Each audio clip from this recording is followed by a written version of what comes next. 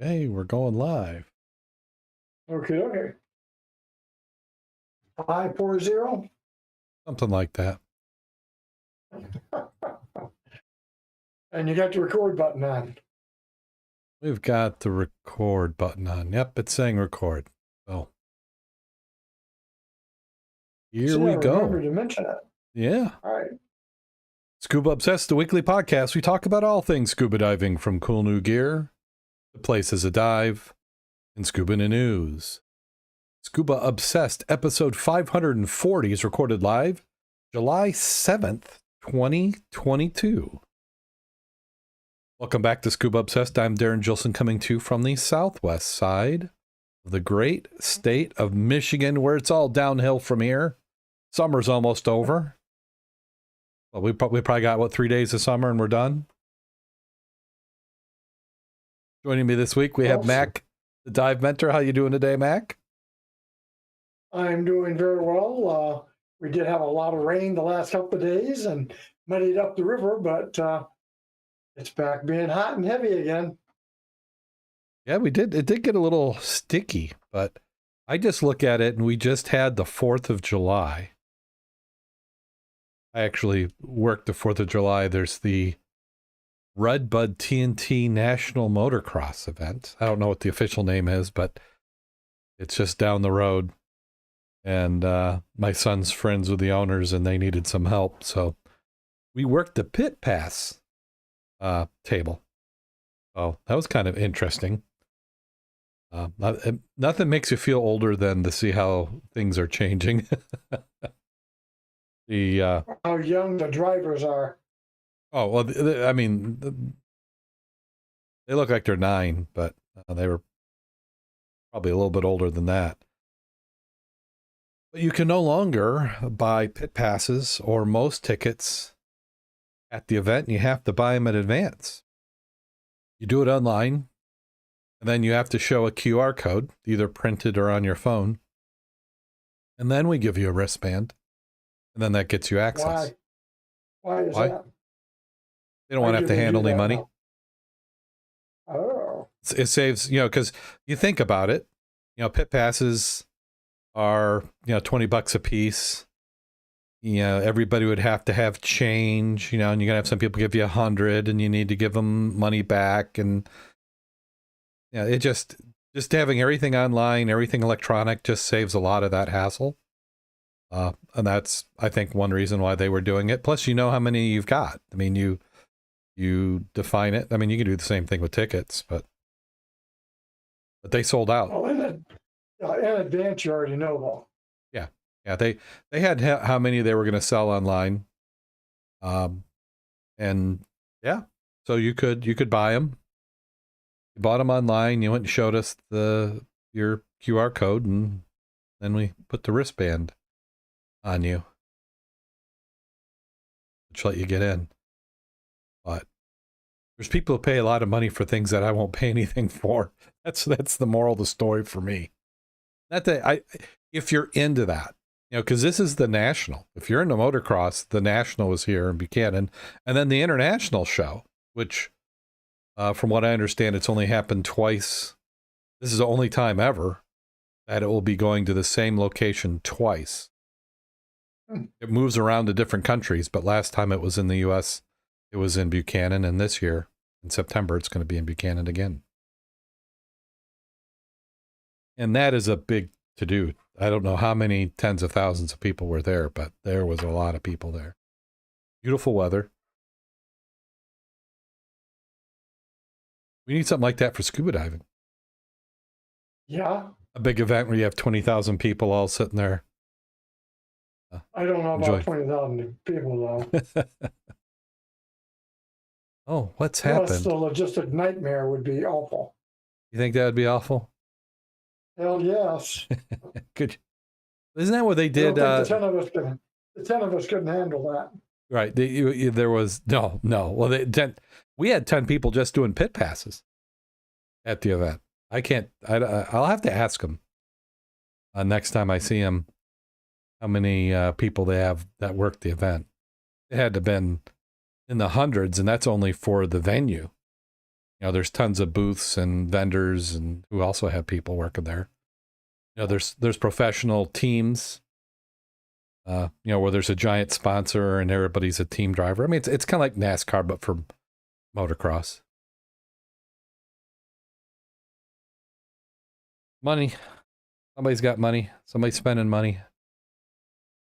If that's your hobby, you spend money on it. So Everybody's got a hobby. yep. Well, let's go ahead and jump right on into the news. And I gotta get better at teasing this. I should have posted in Facebook and Twitter that we were going live. But breaking story, like you know right now that I'm broadcasting and streaming this. This is all on SpaceX Starlink. And originally it was $500 for the satellite dish. It was $100 a month, unlimited bandwidth. I think the best I had seen in that initial phase was about 130 megabytes down. And I actually got 40 or 50 megabytes up a couple times. But typically it was 25. Now I'm getting maybe 20 to 25 down. So about half as fast down, up about a third as fast, 6 megabits up. And they keep adding. I was one of the first, probably 20,000 people on it. They're now in the hundreds of thousands of people using it. Launching just earlier today, they launched another batch of satellites. But price now is $110 a month is what I'm currently paying. They've got a mobile version, not a mobile version. When I say mobile, meaning that you can move your dish, like it's supposed to only be for the address that you're at. Like I'm not supposed to take this and say, go to your house, Mac, and set up the dish. You're supposed to stay in your territory. Well, then they changed it and said that you could do that. I think it was either $125 or $150 a month if you're going to move it, but you weren't allowed to do it on a moving vehicle. Like you couldn't put it in a car, you couldn't put it in a boat, you couldn't put it in a plane. They had tested it, had done some limited testing, but that wasn't what they were approved for with the FCC. And now, I'm drifting down on my camera there. And but now, just today, Starlink Marine. And what was interesting is this is one of my, other than just needing good internet here at home, is I wanted to be able to take this and use it out in a boat so we could stream a dive. We could have a camera down, you could stream a dive, we could stream a dive at the river, whatever. But say that 150 is what they allow you to move it from one site to another. What do you think the cost is for Starlink? No, So $150 normally. If you are going to get it and put it on your boat, so high speed, low latency internet up to 350 megabytes down while at sea, the price, I almost feel like I need a drum roll, $5,000 a month. Well, I don't think you're going to be doing too much of that. No, $5,000 a month and a one-time hardware cost, bearing in mind that my dish was $500. And at the time it was thought it cost about $2,500 to make. They're saying the hardware cost, one-time fee, $10,000.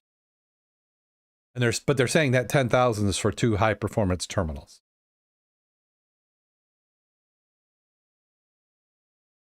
So who can afford that? Well, what I think they're doing is Elon Musk is no dummy. So what I think he's doing is he's doing the same thing he did with Tesla, which is he made an outrageous sports car because that's where the highest profit is. You can hand make a car. And so right now let's see if we can zoom in on this. This is the where they have coverage. And you notice the Great Lakes are in there, in their coverage map. Yep. So what I think they're trying to do is get the deep pockets first and go to everybody else. So, Paul Allen, who's no longer alive, but, your Jeff Bezos with yachts, or anybody who's got those 100-footers, it's a bargain for them. Because what are they probably doing alternately wise? Satellite phone. So right now they're saying Great Lakes is covered now. And I don't even want to do a joke saying that we would fundraise for it. There's just no way I'd be willing to pay $5,000. Even if somebody else is paying for it, I wouldn't want to pay for it. It's just nuts. So will they get enough people to pay that? Well, how many does it need? I mean, I think this is a premium service. I'm betting they're going to say that the terminals are extra special. But I've seen people who have taken just the regular terminal like I've got, and they put it on moving objects, and it works fine. So, but yeah, I was a little shocked, and that was just released today. $5,000. So A little salty. yeah. But if you've got a 100-foot yacht, I mean, what's that? Probably 3 hours of fuel.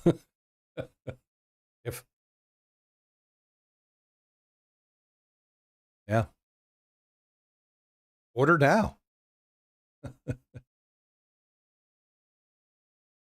Well, they're not going to make any profit off of you, though.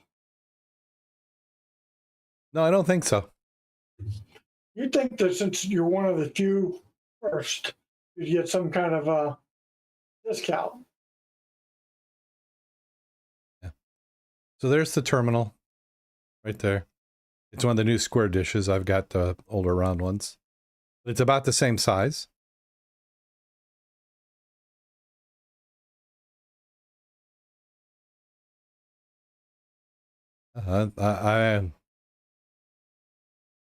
I guess it's just truly market demand.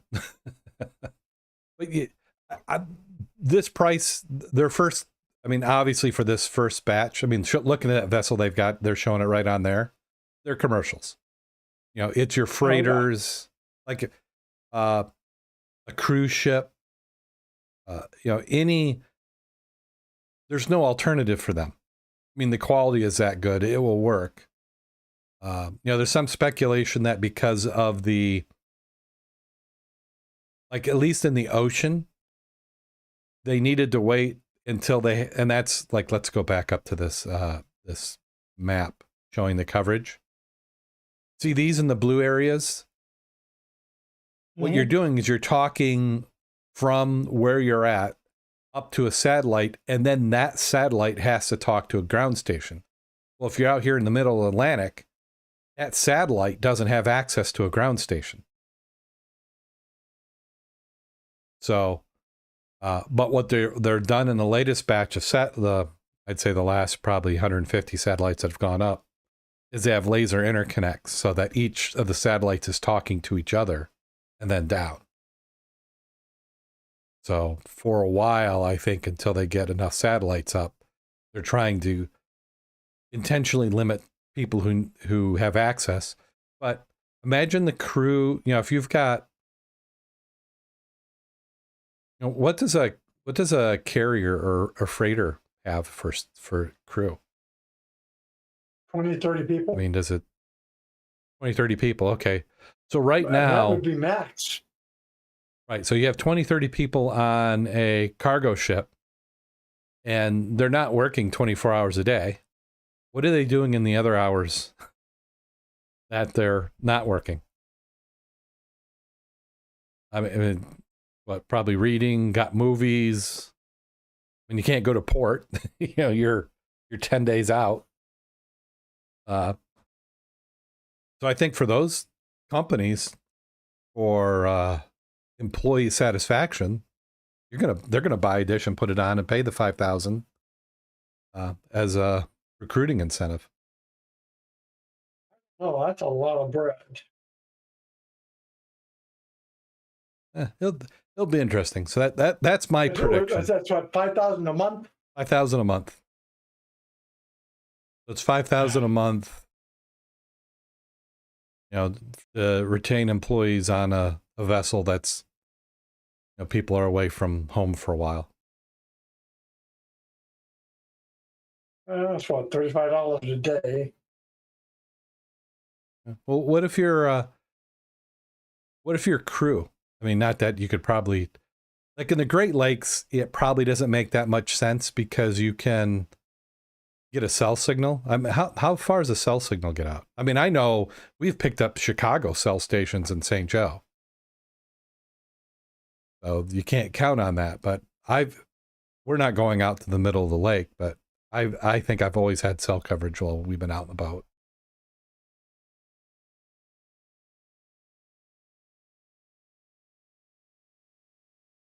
Way beyond what I'll be doing. Yeah, but it kind of, yeah, because say it was 150. You know, I may have done because they're running fiber to my house. We're probably still about a year and a half out from fiber, but it's coming.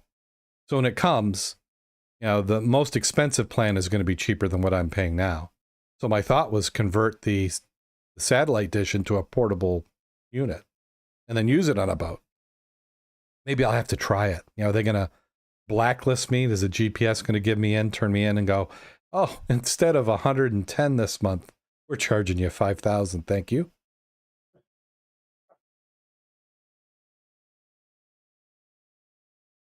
That would be a surprise, though, wouldn't it? Yeah, that would not be something you'd enjoy. Well, let's go to this next article.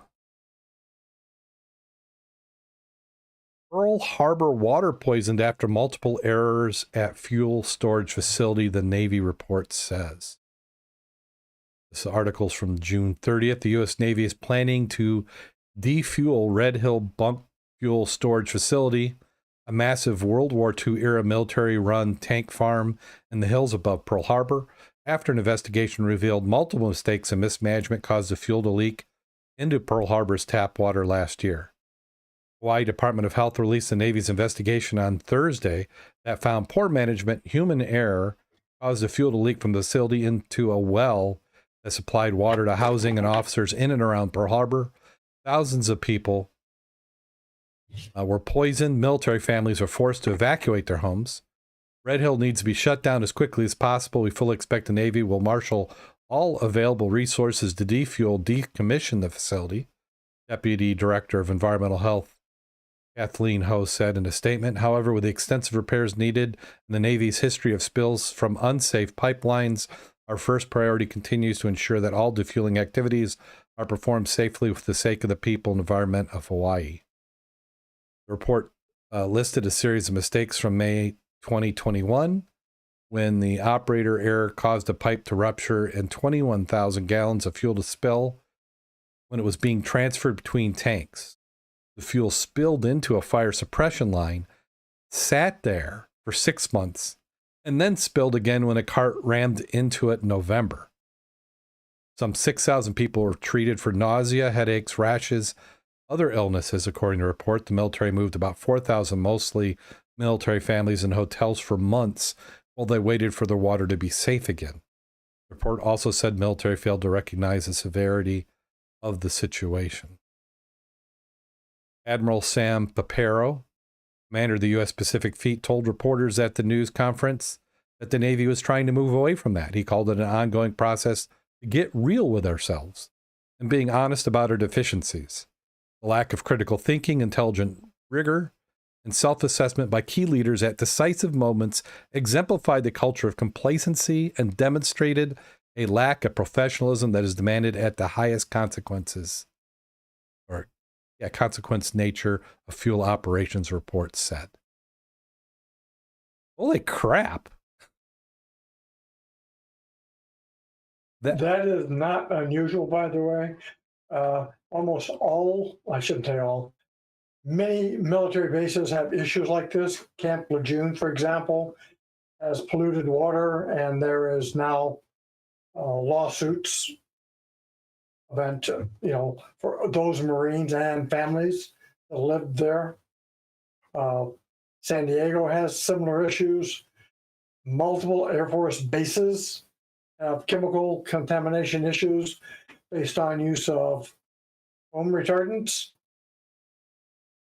for fire, plus disposal of jet fuel, lubricants, greases, and they put them in places where they have leached into the ground supply, the water supply.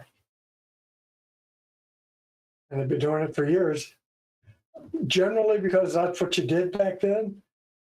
But we're getting so populated, the groundwaters are getting saturated and polluted. But this sounded like complete incompetence. I mean, this is horrible. No matter the organization, no matter if it's your local gas station, airport, whatever. Yeah, there is definite problem in the oversight. There's problem in the facility. There's problem in the oversight, and it's just plain horrible. And just not knowing what they were doing.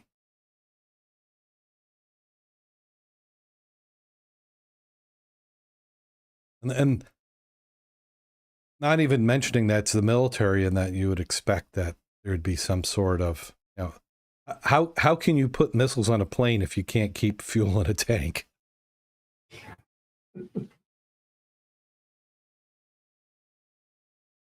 What I do like about it, and well, like, I mean, you hate that it is, but that it sounded like the Navy owned up to it. It sounds like they didn't have a hell of a lot of choice. Is that rampant? That many people? How do you keep that quiet? You don't. 4,000 people in hotels? Like, yeah. What line item does that come in? Is that in the black budget? Well, and something like that, they're going to have to fix because of it's bad PR. Well, it's bad PR. You got people sick. You filled up, like, so they're putting 4,000 people in motels. Those hotels, well, I'm sure they liked the guaranteed occupancy. Is a military family spending the same as a holidayer? Somebody coming in the vacation in Hawaii? Probably not. No. So other than having a room fill with no empty,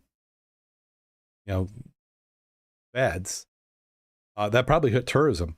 Diving operators, restaurants, other businesses that were counting on tourists coming in to spend money, now didn't have it. Now, I don't know how many hotel rooms there are. I mean, maybe 4,000's a drop in the bucket. Wow. So they're just shutting it down. It's like, we're not even fighting on this one. But yeah. But does that mean they don't need the fuel anymore? I mean, that's probably the reason the tanks were there. They're going to use commercial facilities then, or? The article didn't say. No. Nope. That's a bad day there. Big embarrassment. Don't drink the water, don't breathe the air. I think there's a song about that too. Is there? Here's one. Great Lake Shipwreck game from the University of Madison wins gold in international competition. Field Day Lab's newest online learning game, The Legend of the Lost Emerald, an immersive boldly illustrates point-and-click adventure game that teaches while entertains, won its first accolades recently in the top prize in the 2022 International Serious Play Awards program in Orlando, Florida. The free game invites young students You step into the shoes of Jules, a maritime archaeologist character working to recover stories behind shipwreck inspired by real Great Lakes history. It was one of 9 education games developed for primary and secondary learners who received gold medals in the awards program sponsored by Serious Play Conference. The leadership organization of professionals in the field of game-based learning and education on training.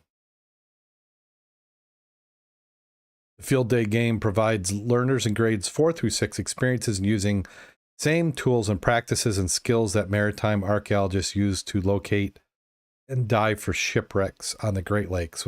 Wisconsin academic standards in English language, social studies, Great Lake literacy skills supported by the gameplay and extension activities is available in English and Spanish. It was designed by Field Day Lab, PBS Education, Wisconsin Sea Grant and Education Advisory Group, and the Wisconsin Teachers. Wisconsin Historical Society's Maritime Archaeology Program also provided key content help. I've seen The Legend, The Lost Emerald spark so many fun and meaningful learning experience for kids. Creating this game with and for educators from start to finish made it what is today high quality, engaging, and beautiful learning adventure. Refine the game, students play tested it in classrooms in 16 Wisconsin schools. The game is designed so it can be fully played 2 class periods of 35 to 40 minutes. Players in the character use simple version of sonar, GPS coordinates to locate wrecks, dive down to take underwater photos, search for clues, historical artifacts like letters, ship manifest, while connecting strings of data on a cork-style board, evidence board to draw conclusions and share discoveries. The game offers 4 shipwrecks to explore, ending with the Emerald of the game title, a case which also features some family ties to Jules, the archaeologist character, in addition to storyline incorporating siblings' conflict to better engage younger players. The game boasts watercolor paintings and wonderful music and sound design. And they go on. I actually played this earlier today. So it's a free-to-play. You can get the links in the description. And they actually did a really good job. Bearing in mind it's aimed for elementary age students. And they're topically simulating. Like they did not quite a side scan sonar that we're used to, but you did have to drag the boat off and it gauge via an outline.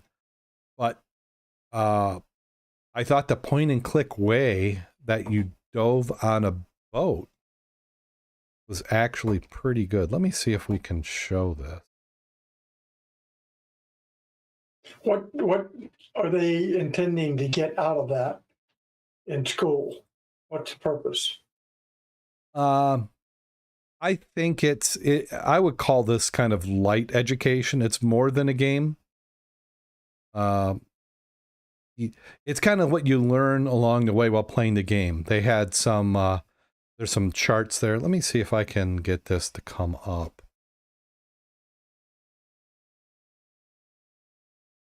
Let me change, no, not that one. I'm going to change a window here. I mean, at what class would you think they'd be utilizing this? I think this wouldn't be in a specific class. I mean, it kind of fits in between. You know, it's not hard science. I mean, there was some science aspects. I wouldn't call it English. I wouldn't call it math. But I think there was things that you could pick up from it. You know, maybe like a fun day type of thing. I mean, kind of like film day. Did you have film day when you were in school? Oh, yeah. They'd roll the projector down and they'd do it, and it was some cheesy.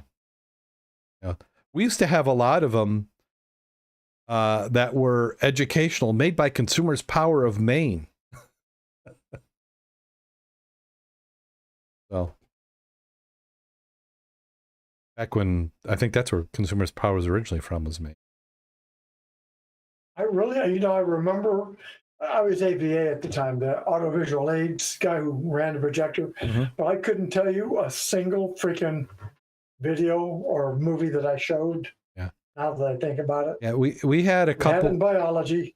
I remember that, but you don't have it in math. We didn't have it in history. The only thing with history is we'd actually went to see Tale of Two Cities at the local theater for educational purposes. I don't think we had so fun ones, but it was still interesting. You didn't have to listen to the teacher. Yeah. Yeah, we had science. It was a big thing in science. In high school, because in elementary school it was a lot of the it was the slide projectors, where you had some of them where it would be, you had a record that played on the back of the slide projector, and then while the record was playing, a little tone would go, and then one of the students would have the button that would advance the slide show. It was like a little film strip, and it would just advance to the next one.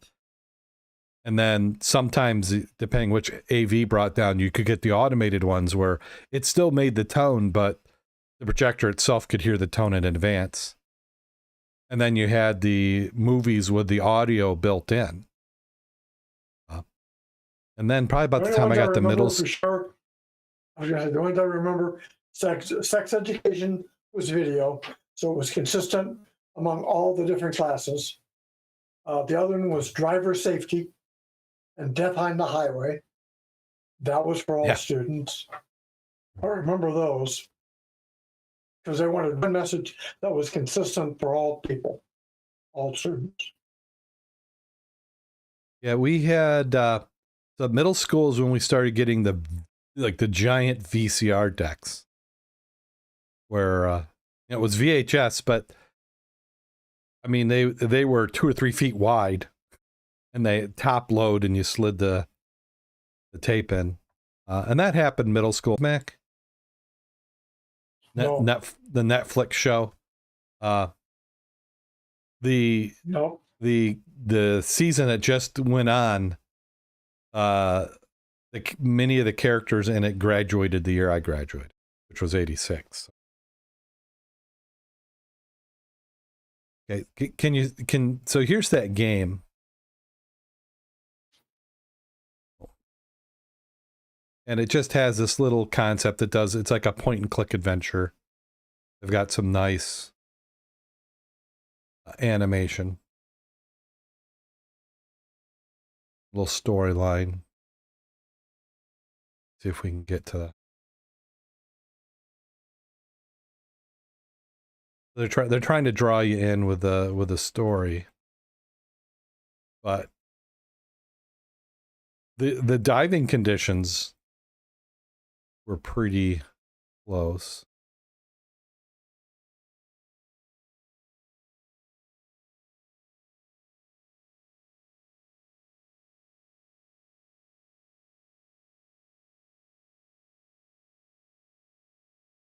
And you got to dive on the wreck. I take it the arrow looking happens to be the boat or the wreck. Yeah, it was a boat. And this first one, it looks like that's the ship. It looks like it's covered in mussels. The nice green that we're accustomed to.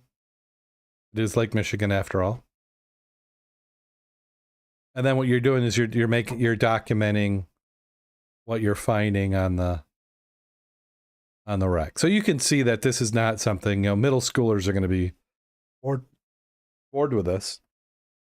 I thought it was, it was worth the time I put into it, but not really but here's kind of we're looking at a top-down view. We're diving. The lead character is actually a rebreather diver. It doesn't really come into it other than one of the wrecks at 300 feet.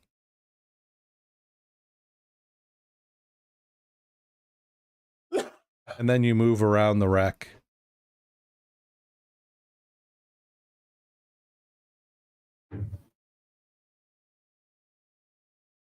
And I think on this one, you're trying to see if you can identify it. So, like all good wrecks. If you're listening to the podcast as you're driving, you have no idea what we're talking about. Yes. Yeah.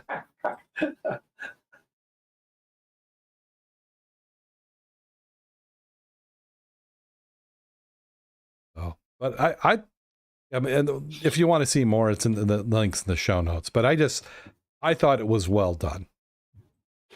They're using the Unity game engine. If anybody's into games, they'll understand what that is. But it's done. It's they keep stressing that it's educational, and I think the reason why they're stressing that is because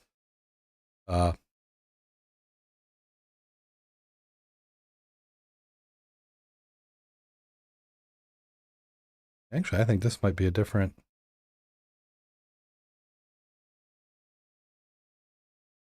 Huh. Or the first time I did it, I didn't see that, but there's a car on the bottom. Okay.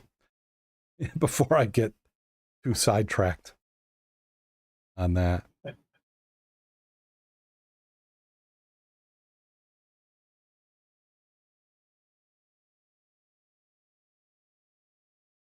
Okay, I'm going to re-engage the...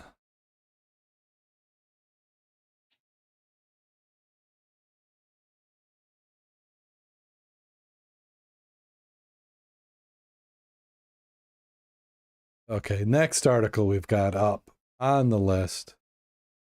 Experts decipher the history of a local shipwreck in Florida.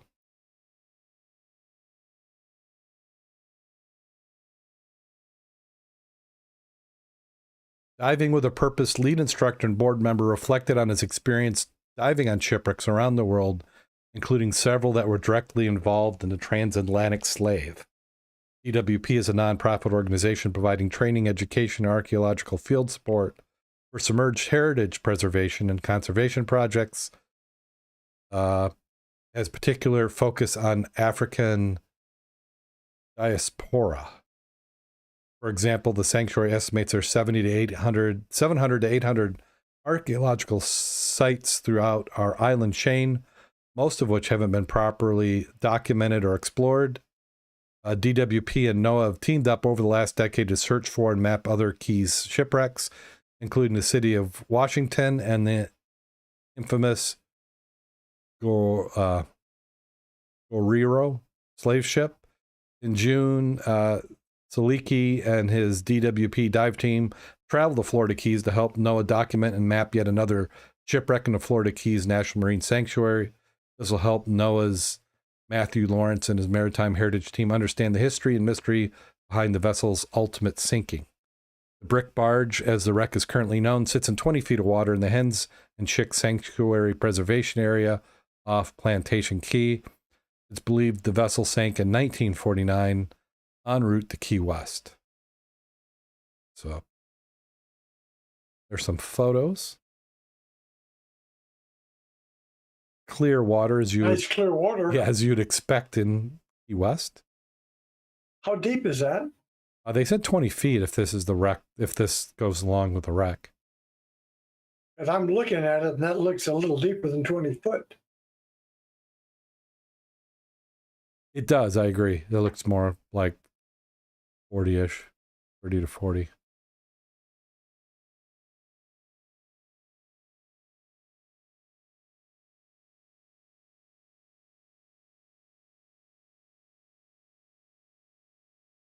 But we knew Florida Keys would be a nice place to go do some diving.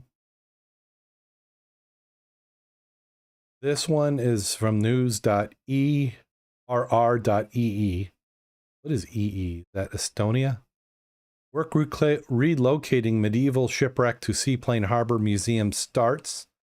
The job of removing and relocating the archaeological remains of one of the largest shipwrecks of its kind to have been found anywhere in Europe started in Tallinn this week. The wreckage of the 14th century cog was found at a construction site on Lutz Street, close to Old Town Harbor in central Tallinn. 2 sections were removed overnight Tuesday to the Estonian Maritime Museum located in Seaplane Harbor, around 3 kilometers away by road. Museum Chief Ermis Dresen said the removal was only the beginning. Both of the cog and the accompanying artifacts that will be examined and preserved. We'll do our best to ensure that the upcoming work can be continuously observed, and as a result, you'll be able to explore the Lutzi cog and all the accompanying findings in all their glory. I would very much like to thank everyone for helping now and in the future. 2 more sections are due to be relocated at the museum later this week. The work is done late at night due to the weight of each section in double figures in terms of tonnage, logistical considerations of moving pieces safely on the road, and very busy much of the time. Transportation work done so far is almost 6 hours in total, while the preparation work, including wooden bracing inserted inside the hull to help maintain its integrity, took over 3 months, while the first sections had initially been slated to have been relocated Monday night, an action which was postponed 24 hours when it turned out they weighed almost 3 times more than anticipated. Cogs were single-sailed, square-rigged, clinker-built vessels common in the Middle Ages, most closely associated with the Hanseatic trade and ports, which Tallinn was one. Of the most famous examples, the Bremen cog was found in a German city of the same name 60 years ago and was, in fact, slightly smaller than the Lutzi cog recently discovered.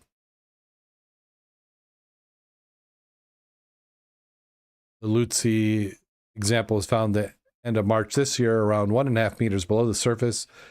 During construction work for an office building is dated from 1360s. The wreckage is 24.5 meters long, 9 meters in beam, 4 meters in height, and is well preserved. It could almost float. Associated finds in navigation aid and remains of rats embedded in tar. What? So they had navigation aids. Was that like a popsicle? You embed your rat in tar as like a preservative? Or you had rats on the boat, tar got soft, and they got stuck. Okay.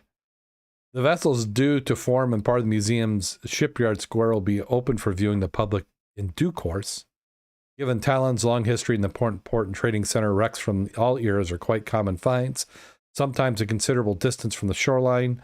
While land in the area of the old town is reclaimed, some of the vessels may have intentionally been buried in the ground away from the harbor or shore. Other recent examples include a find on Cleakery Street in Jorg from early last year. The segment on Tuesday Evening Edition shows footage from a removal work in Estonia below. Show that. So somebody did a little bit of a math problem, I'm guessing. We didn't think it would be that heavy. I'm just a little bit sour, I suppose, with those curmudgeons, but I'm looking at that, and it's sort of interesting to me for a few minutes. The normal person is going to look at that and say, what? Seriously. Yeah. Well, what they're going to do with this one, there's several of these sections, they're going to put them together, put a museum around it. You're going to get some money. But how much money is it costing to do that? And again, this is typical of shipwrecks found near borderlines of water. How often in New York City, they dug up, they're putting in a new building, they go down past a sub-basement, and there's part of a ship. It's not that it's sunk, it was a derelict, and it just got covered over by, in reclaiming and stuff. Because the one thing, the saying in real estate, the one thing they don't make more of is land. Well, that's not true. If you get a volcano, it makes some more land. Or if you can reclaim a harbor, that's more land. So that's what everybody was doing. You want some extra real estate, you fill it in. You can add some more buildings that you can make money on or do something with or develop the port. So what you would do is you would take vessels that were barely able to stay afloat. You'd bring them in, you'd sink them, you'd fill them with rock or sand or dirt, and that would help reinforce that, and you just built whatever on top of it. We're up in the flats where we go. There used to be part of a harbor that is now totally dry, covered in sand, because the water is receding. When they build houses there in another 40 years, and they go down, they're going to say, oh my God, look at this, a shipwreck. There were 3 of them there in that area. They burned them to the waterline. They sank. So 100 years from now, that's going to be quite an interesting item, right? Oh, yeah. Yeah, it's Archaeological treasure, I don't think so. yeah. Well, how about this? This one might have a good purpose. Jar residuals reveal Roman winemaking practice. This one's from France. Report that chemist, oh my goodness, Louis, it's a French last name, we'll call him Louis C. From Avignon University and her colleagues analyzed samples taken from 3 1,500-year-old wine amphorae recovered from a shipwreck site off Italy's western coast. The study detected the plant tissue, pollen, grape derivatives for red and white wine and pine tar and the residues. The tar may have coated the interior of the jars in order to waterproof them and add flavor to the wine. Analysis of the pollen sample suggest plants were grown locally along Italy's western coastline, while the pine tar was likely imported from, was that Calabria or Sicily, based on historical sources. And the original article you can read in +1, or if you want to know about the winemaking in the ancient world, they have a link to an article throughout the age, alcohol throughout the ages.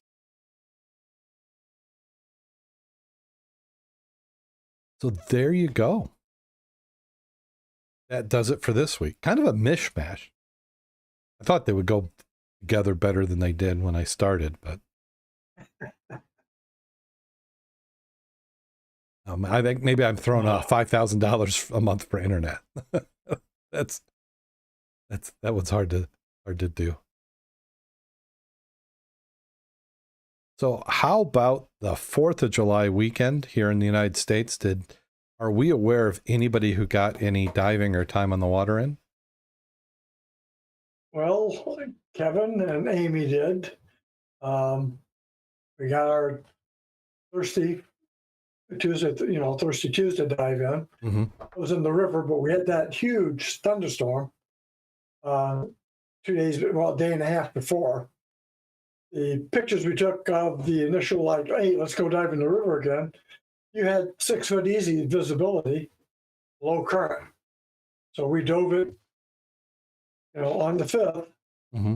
And we had maybe 3 foot visibility, current halfway across fine. You hit the outside bank, and it was pretty stiff. You definitely needed a river stick. And the shoreline there has totally changed from last year. You remember how you used to get near the shore and you have a slope? You have no slope. Really? It comes straight up, and you got 2 feet and you go here and you can touch the land. Lots of trees, lots of snags, lots of sharp, pointy wooden objects down there. So you got to go really careful. Fish like crazy, no crayfish, which was unusual. But the big boys were, if you're out there hitting the sand, even just coming across, you had at least 2, if not 3, all around you, looking for whatever you could dig up. But I think the heaviest anybody wore was 3 mils. You didn't need gloves, just grubbing gloves. So it was actually a good time. We had some good bottles that were found. Larry found a real nice milk. Eric found a real nice, I'm not sure if it was a beverage bottle, a nice embossed one. Mm-hmm. And of course, the obligatory, we found 2 golf balls. Ah, the official golf ball finds. Yeah. And we also had river traffic today. You had ski-doos that didn't come around us once we got in the water.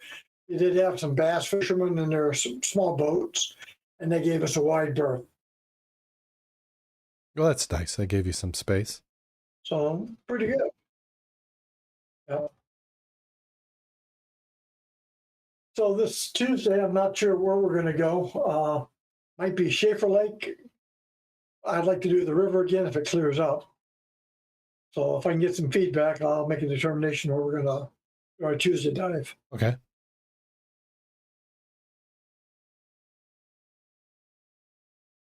So next Tuesday, then I mean, it's July. It is. You're not getting wet. It's like, what's the problem, people? Yep, it's definitely time. Yeah, I know that if I did have a small boat, I would go back out to Diamond Lake to the sandbar. They had a big 4th of July party out there.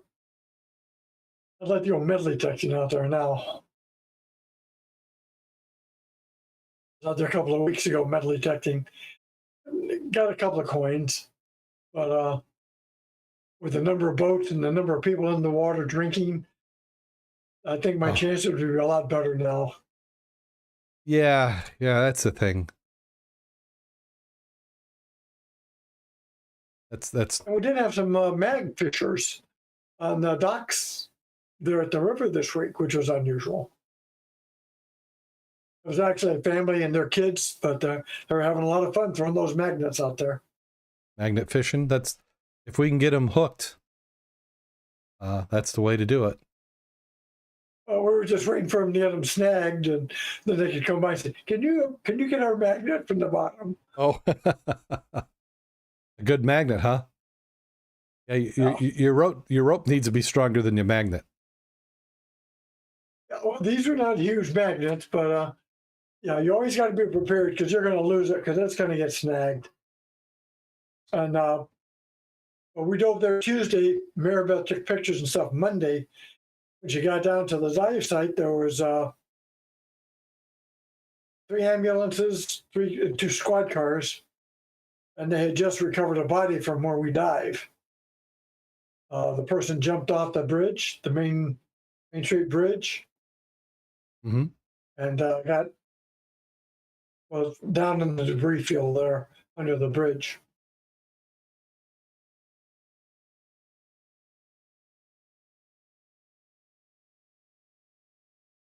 Better them to find them than us. Yes. Yep. Well, do you have a dive safety? Go ahead. I was going to say Jim was out with the Great Lakes Search and Recovery. He was out for 2 drownings in 2 different locations during the week. So that's not the happy kind of diving.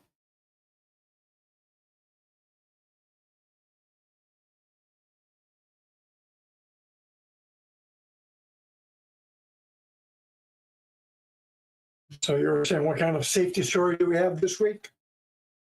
Yeah. Do you have a safety story for this week? Well, I always like to use the Dan articles because they're pretty good in their research. This one's called Breathing Gas Contamination, a Cause for Maintenance and Education. The reported story that prompted this was a group of 22 divers on a boat diving day trip off of Catalina Island over the Labor Day weekend. So this is recent. The divers all appeared to be using their own cylinders, and the onboard compressor was used to refill their tank since they're going to do multiple dives. Along the surface prior to the 3rd dive, many of the divers found there was no distinct taste or smell in their breathing air. However, as they descended, they noticed an oily taste in their mouth getting worse with depth. Some of the divers terminated their dive prematurely due to the unpleasant experience. Back on board, several complained of headaches, nausea, and in some cases, people were vomiting overboard. While the dive master indicated that the cause was likely clogged breathing air filter, the dive boat operator denied that this was possible. 2 affected divers who reported the incident had their cylinder serviced at their local dive shop immediately afterwards. Oil was visibly present inside at least one of the cylinders. The comments from Dan and the comments on this said, breathing air filtration units can lose their ability to effectively remove contaminants without any show. Manufacturers provide strict run-hour requirements to help them ensure the air will meet the required standards, but that is not always the case if the compressor is malfunctioning. Said in the U.S., the required standard is referred to as CGA Grade E. specifically set for scuba breathing air applications.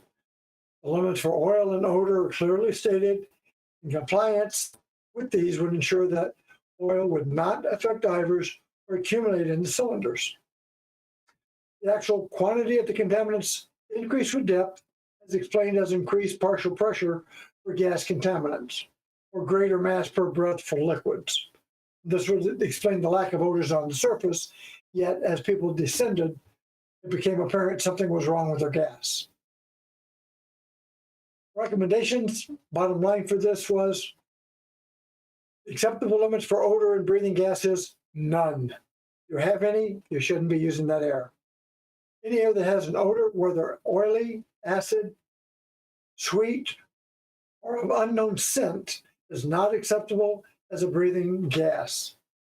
If your tank has that or you experience that when you're diving, trust your nose, abort the dive. When in doubt, the dive operator should be approached for their latest air quality test certificate, compressor maintenance logbook, or filter replacement schedule. Portable carbon monoxide analyzers and devices for scuba cylinders are available. One would think on a big boat that's got 20 or so divers, you might have that. So when the diver cannot be assured of some degree of quality control in air operation, they should consider diving elsewhere. The health and safety is equally their responsibility. And then they had a subnote said, there are cases where run hours needed to be reduced, such as in very hot and humid environments. Where a high pressure refrigerant dryer is installed before the filter, the run hours can substantially be increased in both cases. But again, they say adherence to the filter changeout is paramount. And again, if you taste something, you smell something when you're breathing, that's not good. Don't use that tank.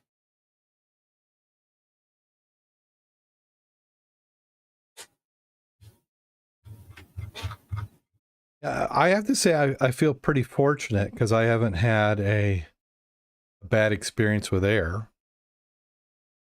But I think that's because we go to reputable places for filling and that we know they're doing the proper maintenance. Yeah. Because what's the... And he's cognizant. Yeah, and the requirement is that they have to... how often do they have to check the air? Do you know? No, he has a logbook that he has to, he blows down for filters. Mm-hmm. It's also a color desiccant, is what I used to use on ours, in addition to log maintenance. The nice part too is he breathes the same air we do, so he's got a vested Right. interest in maintaining good air quality. Like never go to a chef who doesn't eat his own food. Yeah. Yeah.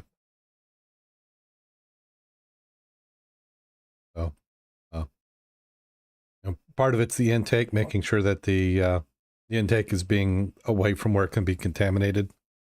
Because you've heard horror stories of, the intake is normally good, except for that semi that pulled up next to the building and idled all night. Yeah.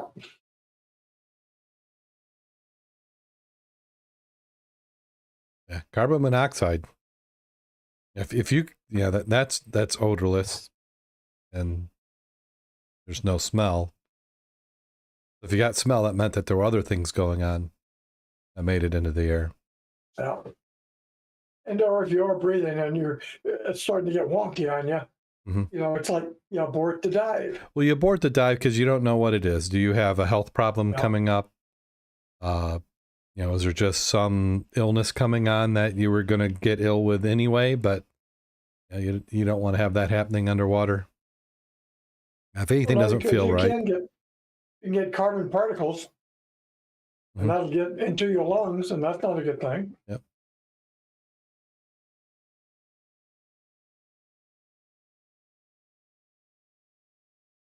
Let's see. Do you have anything else you want to cover before we get on out of here?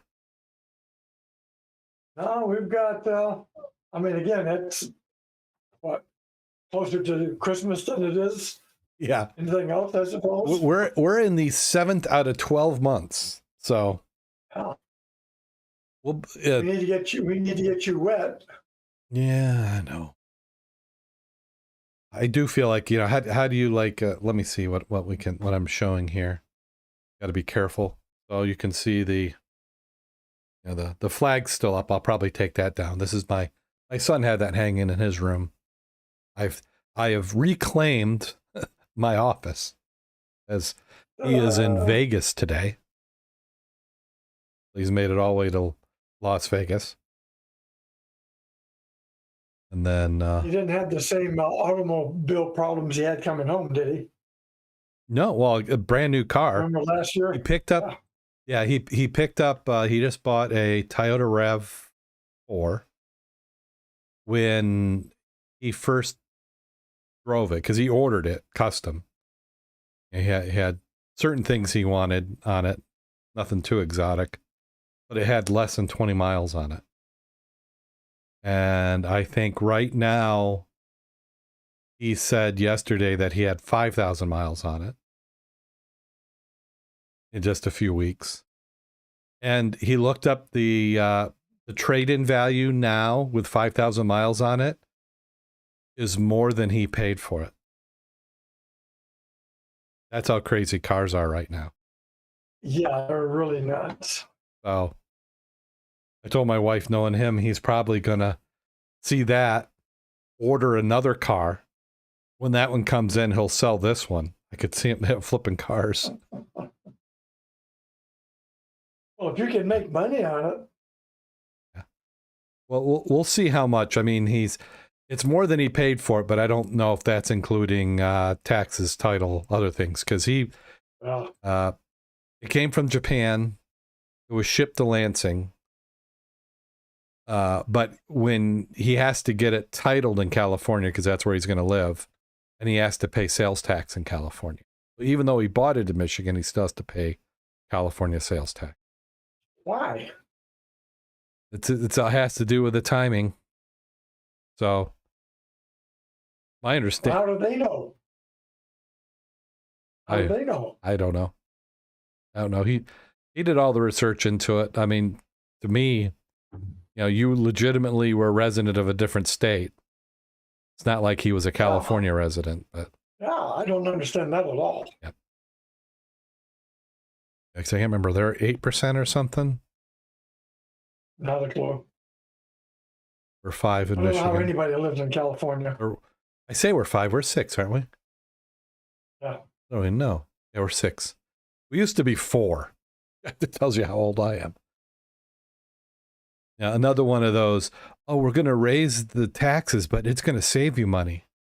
One of those discussions. You feel like you've saved a lot, Mac? Taxes? Oh, absolutely. No. Yeah. Not. Oh. Well, I'd say it's time to get on out of here. Are you ready? Yes. So I've got a couple. This first, we'll try off this first one. In the summer, I can remember my 3-year-old brother scaring the living daylights out of everyone by disappearing one day. We all looked through the shoreline in the forest. After a couple hours, we saw him chasing butterflies in the wood. My mother told him sharply, "Now, Jack, every time you want to go somewhere, you have to tell me first. Is that okay?" Jack thought it over and said, "Okay, I want to go to Disney World tomorrow."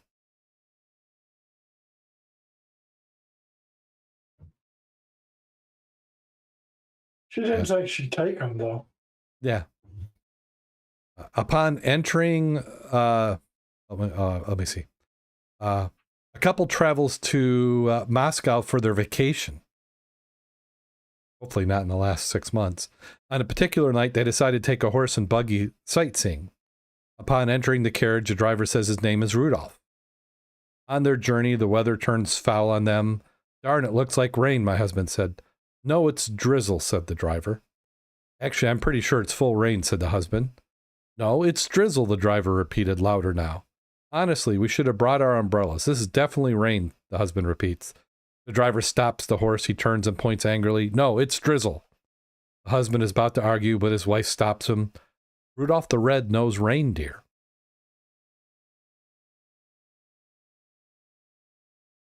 Okay.